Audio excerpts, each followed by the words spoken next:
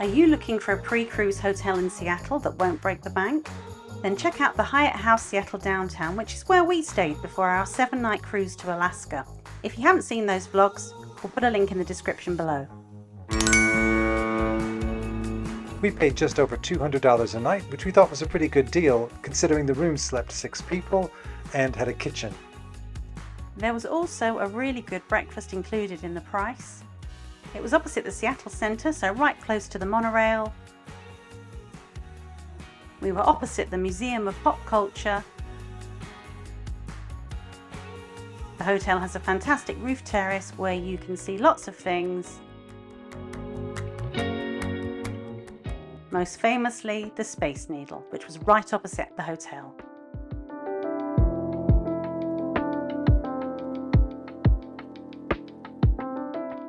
You can access the roof terrace on the 8th floor of the Hyatt House Seattle Downtown. Its name is actually Terrace 201. And early in the morning, you can get some of the best views of Seattle before anybody else wakes up.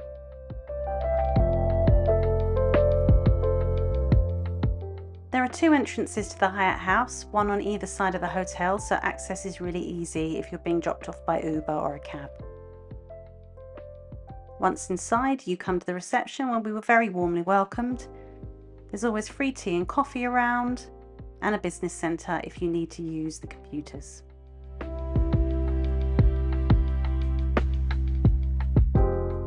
The coffee's there throughout the day and is very welcome when it's a bit chilly in Seattle. There's plenty of seating in the lobby, and they even have board games for you to play.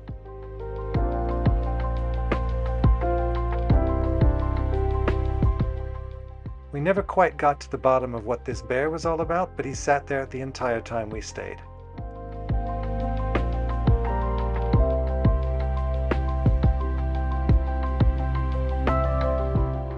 There's a small shop within the reception area, but the prices were fairly steep, but I guess that's usual with the hotel.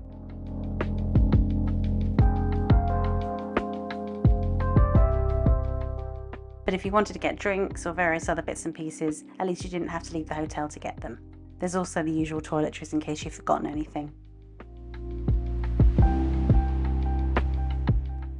Just past the shop, on the other side of the lobby, there is a small seating area, which in the day is just another place for you to sit and relax. But beyond that is where the breakfast is served. Again, there is tea and coffee available all throughout the day here at this station on the other side of the lobby, along with some pretty great views of the Space Needle.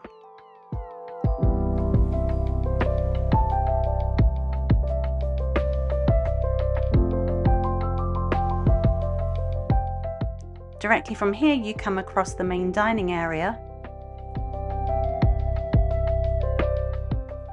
There's also a bar here which serves drinks in the evening, as well as a small bar menu if you don't want to go out and eat. This was our favourite place to sit.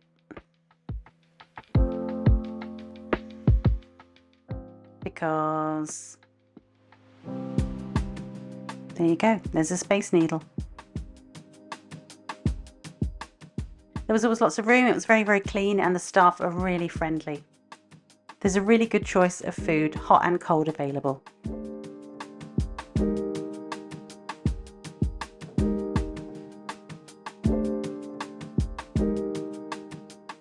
Many of the hot dishes you're looking at right now rotated and changed every morning that we stayed there. We were there for 4 different mornings, and each morning we were able to eat something different.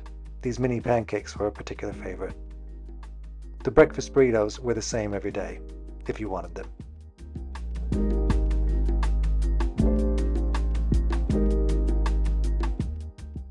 Sesame seed bagel, peanut butter, really nice.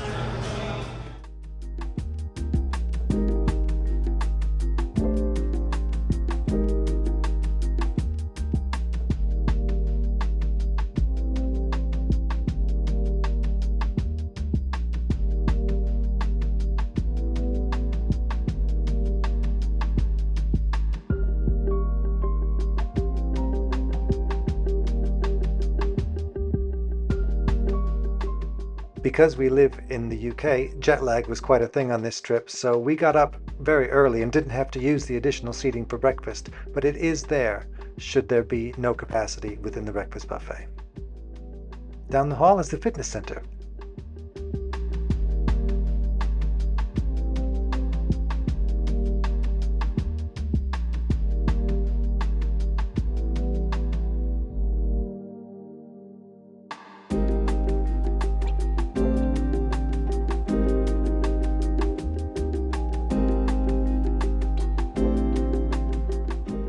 It wasn't the biggest fitness center in the world, but the strange thing was that there were windows on two sides, and the pedestrians that went past, and there's quite a lot of them near the Space Needle, were watching people work out.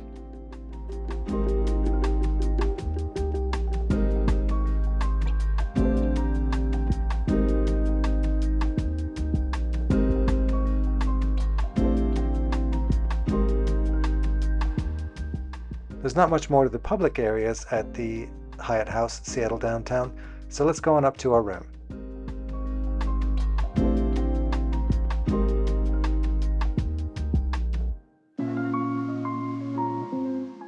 As you come into the room, there's a small entryway and there's a place to hang your coats and a big mirror. Heading on into the room, to the left you find the small kitchenette, which was fine for 4 nights. It did everything we needed it to do. Microwave, all important dishwasher, and a small place to eat.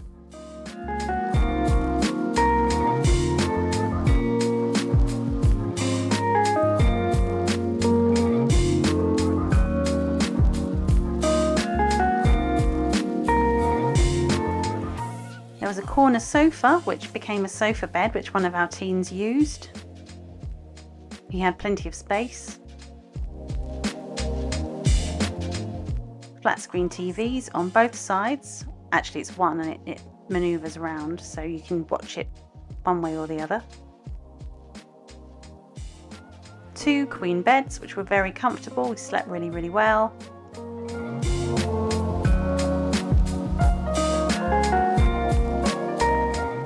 Storage is the only downside. There wasn't a great deal of space. There was this small closet that you could hang things in, but that was pretty much it. But as we were only there for a few nights, it didn't really matter. Let's have a look inside. We had lots of big heavy coats with us because we were going to Alaska, so it was a bit of a squeeze, but we managed.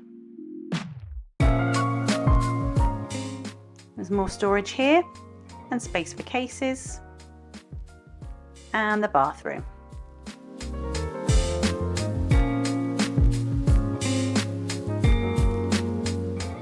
It was always very clean, it was serviced every day. We had no complaints, we had a really good stay here.